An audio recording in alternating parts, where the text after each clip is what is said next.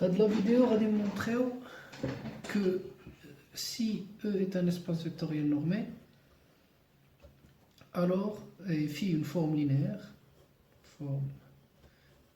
sur E, alors phi est continu et équivalent à ker phi fermé.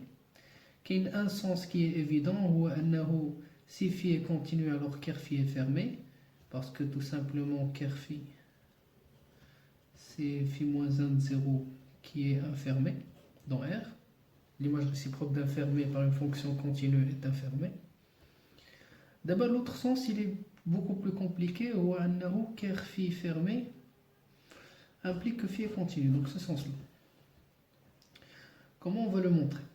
On va essayer de faire par contraposé. Par contraposé, c'est-à-dire que ça implique ça, donc ça contraposé, c'est non ça implique non ça. Phi n'est pas continu, phi non continu implique ker phi n'est pas fermé.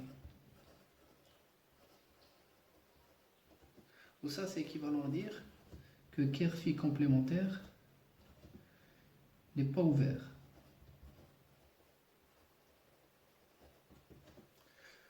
Donc, pour montrer que ker phi complémentaire n'est pas ouvert, on a une boule, on a un élément de ker phi complémentaire. Donc, supposons il a sur l'air d'un hyperplan. C'est son supplément, un de ses supplémentaires. Alors, on a x0 ici, le complémentaire de ker phi. On a une boule qui est centrée en x0. Et on va montrer que la boule, elle va toujours rencontrer ker phi.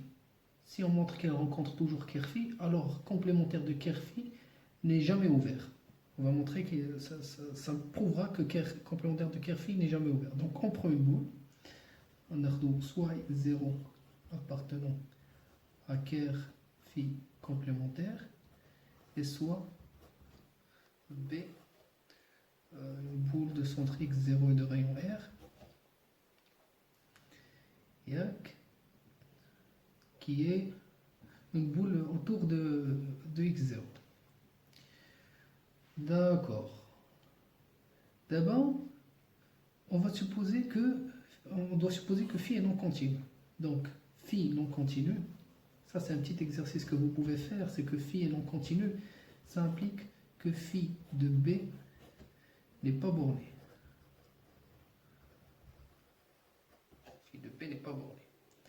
Or, B c'est quoi? C'est une boule de centre x0 de rayon R. Ou tiens, c'est un autre petit exercice que vous pouvez faire, c'est que phi, petite démonstration, phi de la boule de centre x0 et de rayon R, ce n'est d'autre que phi de x0 plus R, phi de la boule de centre 0 et de rayon 1. Donc dire que phi de B n'est pas borné, c'est que phi de ça n'est pas borné, ce qui veut dire que ça n'est pas borné.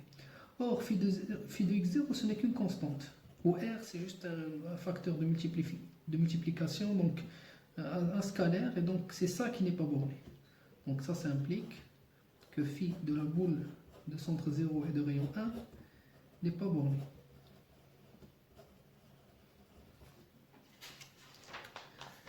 D'abord, phi de la boule de centre 0 et de rayon 1 possède deux caractéristiques. La première,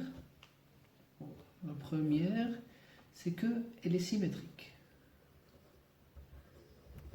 Ça veut dire que x appartient à phi de la boule de 0,1 équivalent à moins x appartient à phi de la boule.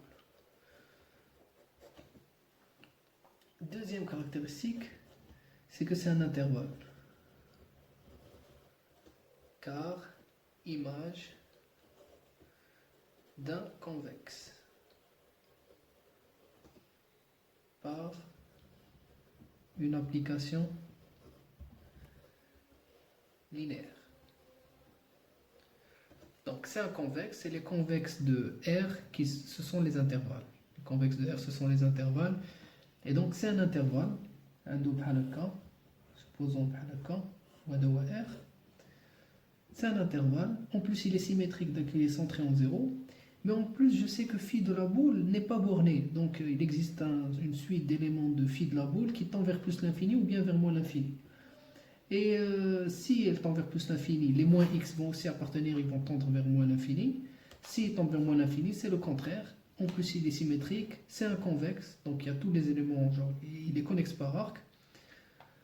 Donc, tous les éléments qui sont entre plus l'infini et moins l'infini vont exister, et donc phi de la boule de 0,1, grâce à ces deux propriétés, et au fait, la troisième, c'est qu'elle est non bornée,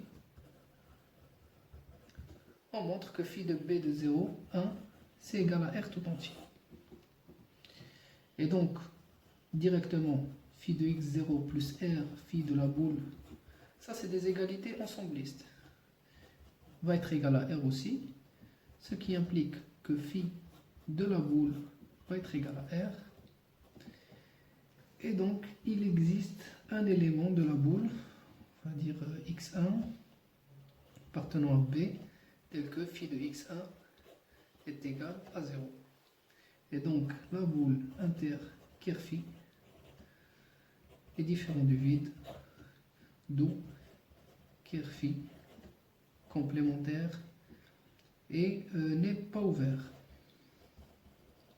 Donc, par contraposé, ça implique que Kerphi n'est pas fermé, non fermé. Et donc, ça montre, par contraposé, ça me fait que si Kerphi, donc ça c'est le résultat, donc si Kerphi est fermé, alors phi est continu. Voilà.